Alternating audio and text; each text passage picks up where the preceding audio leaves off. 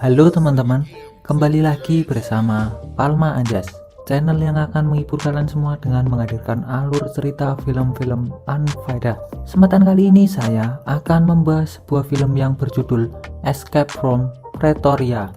Film ini cukup mantap jiwa karena bertemakan kriminal, dan film ini menceritakan kisah tentang dua tahanan politik, Jane Glynn dan juga Stephen Lee. Mereka berdua ini berjuang untuk kesetaraan ras di negara asalnya, Afrika Selatan, yang pada saat itu rasisme kulit putih dan kulit hitam masih sangat kental. Karena salah satu aksi perlawanan mereka ini akhirnya mereka dipenjara di Pretoria yang terkenal sebagai penjaranya para tahanan politik. Ini adalah kisah nyata yang pernah terjadi di tahun 1973.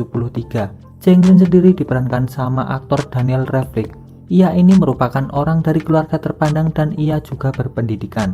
Selain Jane Glynn, film ini juga dihiasi sama Stephen dan juga Leonard yang sama-sama berniat untuk kabur dari Pretoria.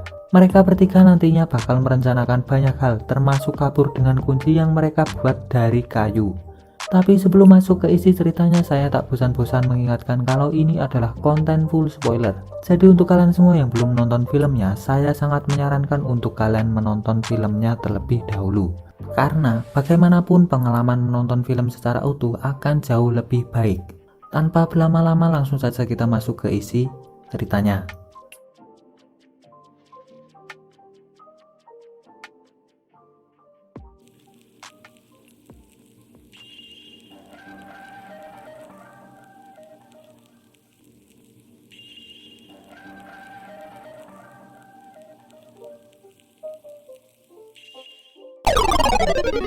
Film diawali dengan diperlihatkan pada tahun 1973. Di Afrika Selatan, diskriminasi ras masih sangat keras. Jane Glynn dan Stephen yang menantang hal itu mulai melancarkan aksinya dengan cara membagikan selembaran perlawanan. Agar tidak diketahui pihak kepolisian, mereka pun mulai menyebarkan beberapa tas yang berisi bom kecil yang diberi timer, yang nantinya akan menghamburkan selebaran-selebaran tersebut. Namun Jane Glynn ini ketahuan dan mereka pun tertangkap. Setelah tiba di kantor polisi, pacar Jane Glynn yang tahu hal ini langsung mendatanginya dan memberikan bantuan berupa uang. Dengan terburu-buru Jane Glynn menerima uang itu dan berpisah dengan pacarnya. Agar uang tersebut bisa tersembunyi dengan aman, dia pun pergi ke toilet dan memasukkan uang itu ke dalam botol kecil.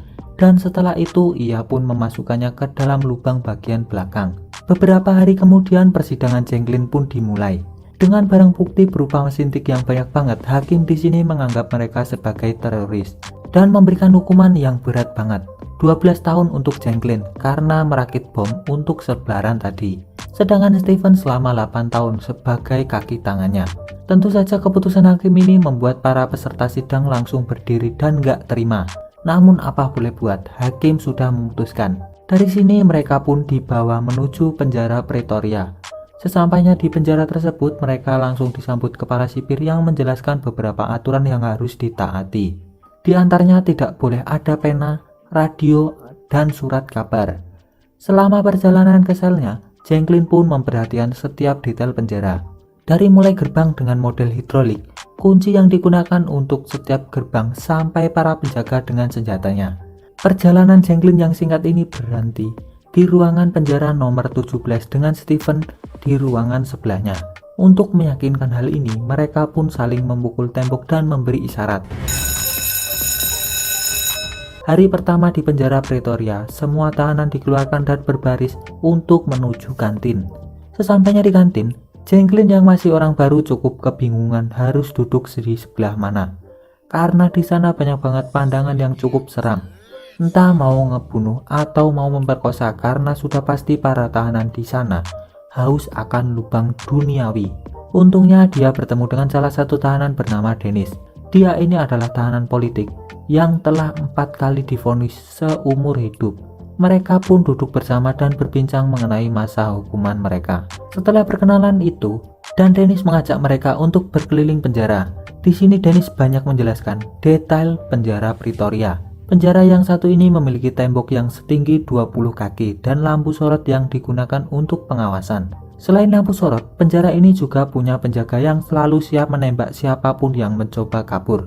Namun ada satu titik lemah dari penjara ini, yaitu sebuah tembok yang langsung mengarah ke jalanan publik. Gak lama setelah Dennis pergi, datanglah seorang pria gondrong yang mulai membicarakan Dennis. Menurut dia, Dennis ini selalu memberikan rencana omong kosong kepada para tahanan baru. Pria yang ternyata bernama Leonard ini pun mengajak Jacqueline dan Stephen untuk benar-benar menjebol penjara ini. Sampailah di hari ke-22. Hari demi hari Jacqueline habiskan dengan memikirkan ratusan rencana yang muncul di otaknya. Namun setiap rencana yang dipikirannya selalu berakhir buntu. Suatu malam ketika ia merenung, ia mendapatkan ide untuk membuat kunci dari kayu.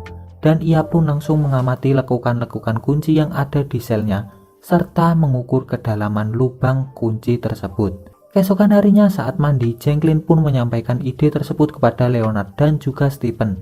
Awalnya mereka kurang yakin, tapi akhirnya mereka berdua mendengarkan ide Jacqueline dan ia pun menjelaskan cara mendapatkan kayunya dari tempat kerajinan. Agar kuncinya tidak patah, ia pun akan membuat dari potongan-potongan kecil untuk mengetahui lekukan-lekukan kunci secara detail. Saatnya makan siang, Leonard sengaja membuat pertikaian kecil dengan menarik perhatian Vanderman. Dengan hadirnya sang mandor ini, Jacqueline bisa melihat jelas bentuk kunci yang bakal ia buat. Pasalnya kunci penjara mereka selalu digantung oleh Vanderman di bagian pinggang.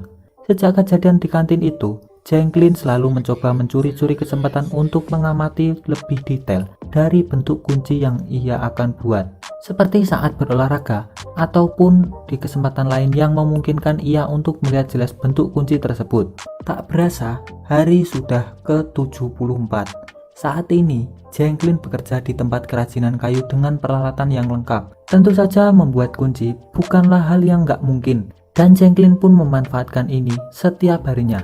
Sedangkan untuk membawa kunci yang ia bawa, ia menyembunyikannya di dalam termos kopi miliknya, yang kemudian ia tambahkan air, sehingga ia bisa lolos dari pemeriksaan. Sedikit demi sedikit potongan-potongan kayu yang ia telah buat pun ia rakit dan ukur segitu mungkin, supaya mirip dengan aslinya.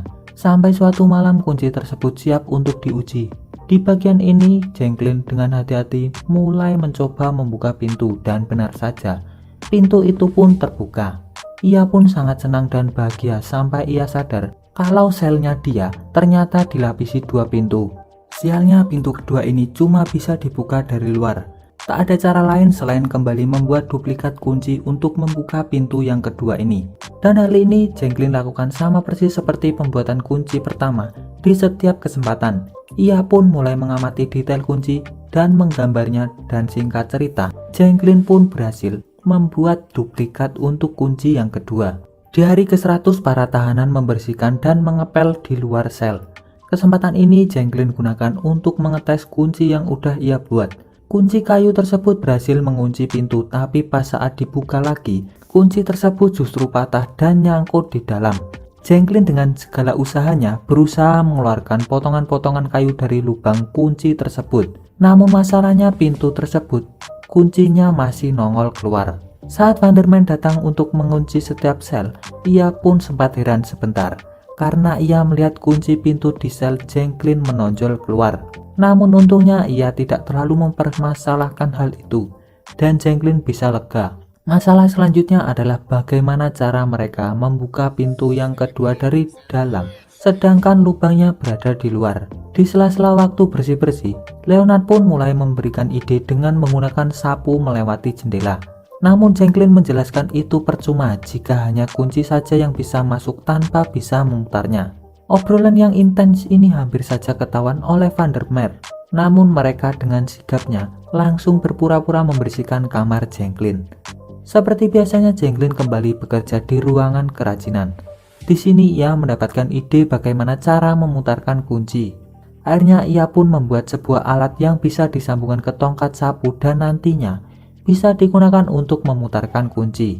Setelah usahanya yang panjang, malamnya ia pun langsung mencobanya dan benar saja ide tersebut berhasil dan dapat membuka pintu kedua.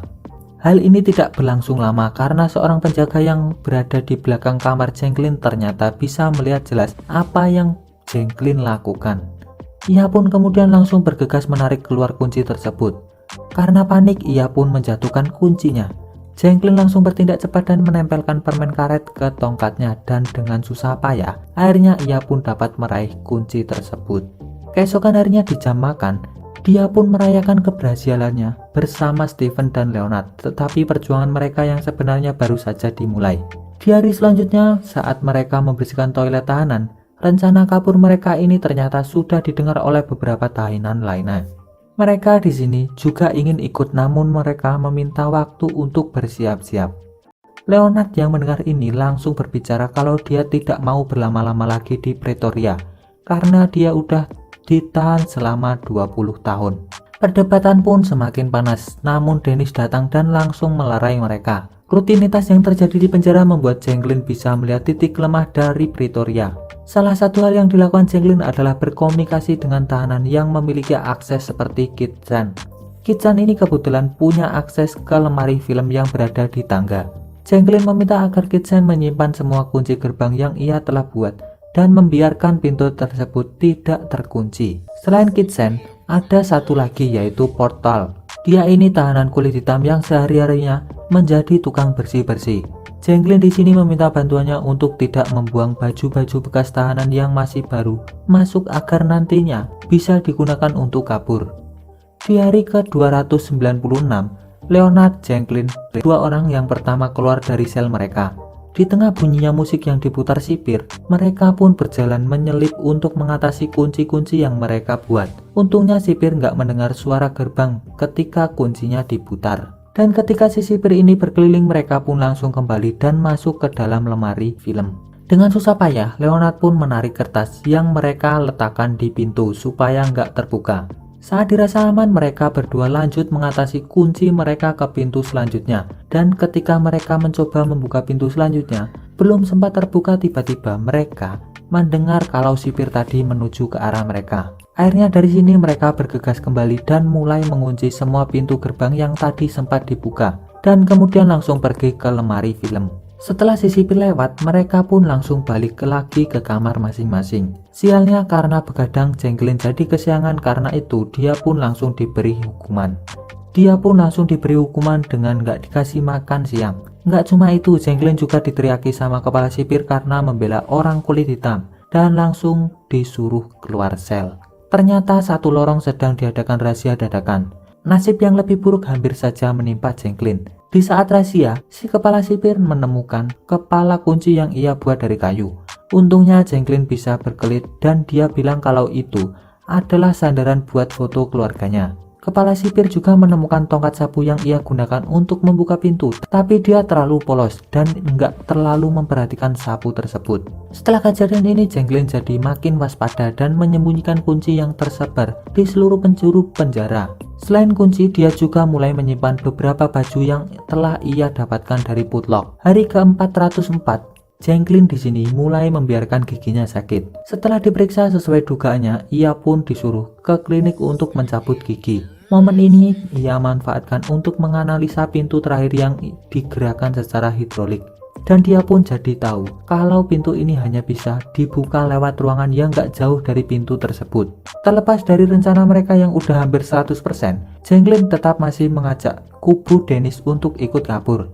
Namun tetap saja, rekan-rekan Dennis punya banyak alasan seperti bagaimana cara bertahan hidup dan sebagaimananya. Leonard yang merasa kurang dihargai pun langsung bilang ke Dennis kalau dia itu pengecut. Hanya si Dennis langsung beralasan kalau diam di penjara adalah caranya untuk melawan pemerintah. Namun Jacqueline justru berpikir yang berbeda, kalau pelarian ini adalah salah satu caranya. Karena si Dennis tetap kekeh, akhirnya Leonard pun menyerah dan bilang ke Dennis kalau dia bakal menyesali keputusannya. Di tengah malam mereka pun mulai melanjutkan aksinya. Dengan menggunakan pakaian dalam, 3 orang ini menyelip diam-diam keluar sel. Dan di tengah perjalanan mereka pun mulai membawa semua persediaan yang telah ia sembunyikan. 3 orang ini menuju lemari film yang sempit. Di sini mereka hampir saja ketahuan, tapi untungnya Dennis tidak disangka mengalihkan perhatian sipir. Ia menarik perhatian dengan memutuskan listrik yang ada di sepanjang lorong. Lampu yang mati membuat para tahanan mengeluh sehingga sipir mau nggak mau harus ke atas. Setelah sipir naik ke atas, mereka pun mulai keluar dan membuka pintu gerbang satu persatu. Setelah gerbang listrik terbuka, mereka pun menuju pintu terakhir yang belum pernah mereka coba sama sekali. Makanya di pintu ini si Jacqueline dan Leonard sempat berdebat soal kunci yang mereka bakal pakai. Jacqueline sempat mencoba dan gagal. Hal ini tentu membuat mereka panik, namun ketika Leonard mencobanya, ternyata ia bisa membukanya dan itu karena Jacqueline kurang dalam memasukkan kuncinya. Sebelum membuka pintu terakhir, mereka bertiga sempat berpelukan dan mereka bahagia karena pintu kebebasan sudah di depan mata. Dan perjuangan mereka selama 400 hari tak sia-sia. Tapi ternyata setelah mereka mencoba membukanya tak ada satupun kunci yang cocok. Karena frustasi, Leonard pun membuka paksa pintu kayu tersebut menggunakan obeng yang mereka bawa.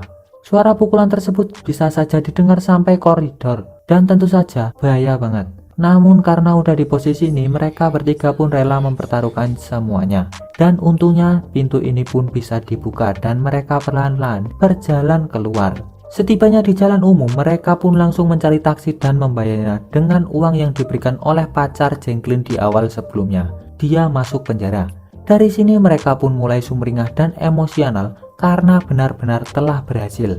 Selanjutnya mereka pun menuju perbatasan Mozambik, Tanzania, sehingga akhirnya pergi ke London. Di London, dia melanjutkan perjuangannya hingga akhirnya status buronan mereka dicabut di tahun 91. Dennis yang gak ikut kabur akhirnya bisa bertemu keluarganya setelah ia bebas pada tahun 85. Pacar Jacqueline yang ngasih uang tadi, Deadnin, ternyata ditahan 7 hari setelah Jacqueline keluar dari penjara. Semenjak itu mereka pun nggak kontakan satu sama lain. Namun kabar baiknya perjuangan Jacqueline dan Stephen ini nggak sia-sia.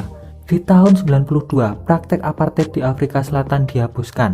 Dan pada tahun 94, Nelson Mandela diangkat menjadi Presiden Afrika Selatan.